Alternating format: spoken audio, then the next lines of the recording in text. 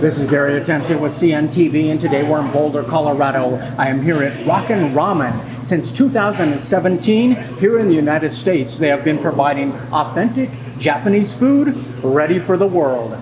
I am here with the owner as well as the GM. Thanks, guys, for joining us here today. Let's start off a little bit about yourself. I mean, quite honestly, this whole organization began back in 2011, a small little four-top back in Japan. Share with me a little bit why you thought it was important to bring this to Boulder. I tried a couple of the ramen before, so this is like a ramen is more healthy, more food. Everything's like a pan bowl, and so I choose obviously this is a brand new place. People are just getting used to it. Share with me a little bit. Are people kind of surprised at the cuisine you guys are able to offer here? They're not really surprised by the cuisine. They're more surprised about the serving style. Just because in this area of the mall that we currently reside in, people are used to more self-service and semi-service where they have to go up to the counter and get things themselves. Well, here we're trying to do full service, take care of the customer, but people love Japanese food, so they're like running here like crazy. That is pretty cool. So they're getting a full experience, not just great cuisine, but they're actually getting some great service. I mean, basically in China and Japan, back in the early 1900s, we're talking about ramen shops were popping up everywhere. We now have close to 24,000 in Japan.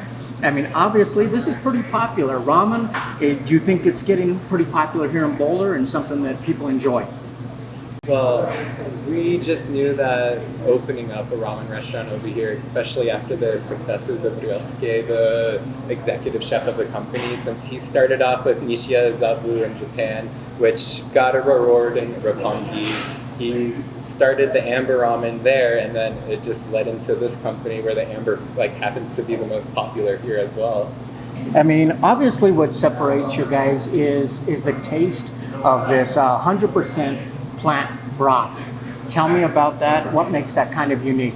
So with our plant broth, we use onion, mushroom, ginger, garlic, carrots, kelp, and all those ingredients just come together to build up the foundation of a really good veggie broth. And from that being our base, we get to add other sauces like our umami sauce, and we just play off the plant-based. That sounds tasty. We as Americans, when we think of taste, we kind of think of four different things. We're talking about sweet, sour, salty, bitter.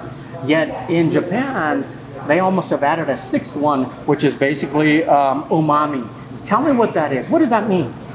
I'll take over this question. So umami is more about the taste of the combination of two different chemical compounds. It's going to be amino acids as well as 5 ribonucleotides.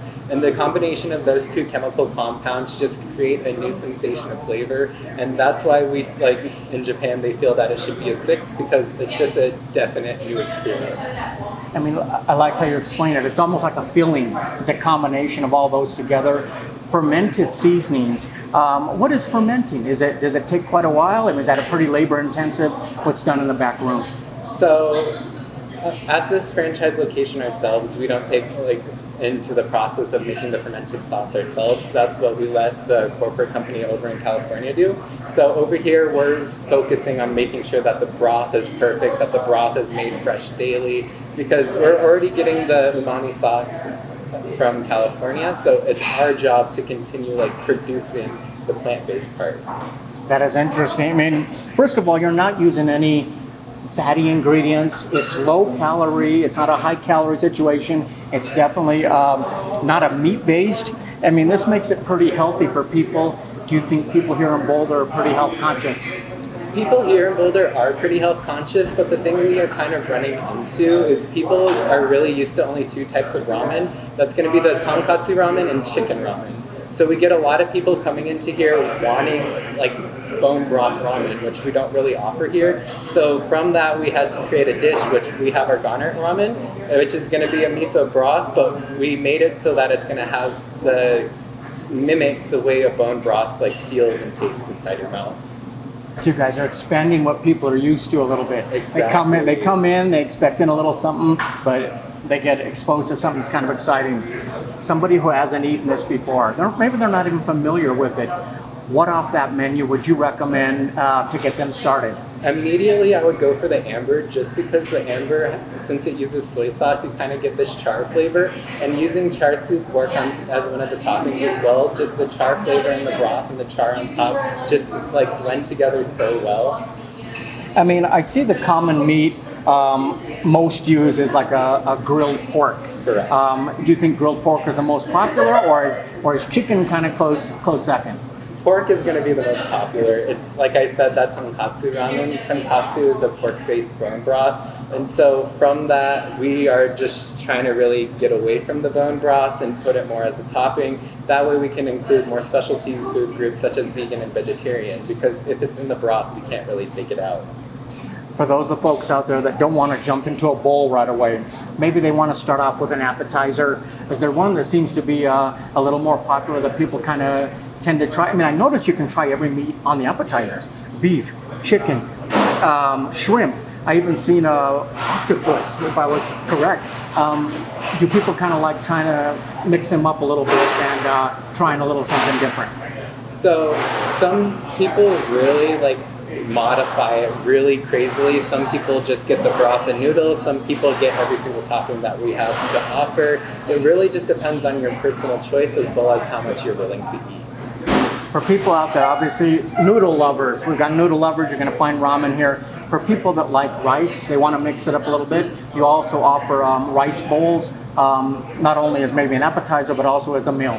Correct. So we have 4 main rice bowls. One of them is our avocado tofu bowl, which is my personal favorite. But the store's most popular is going to be the grilled chicken bowl because it uses karaage fried chicken on top. And we just put a little bit of ipi mayo on the side of it, and customers really seem to love it.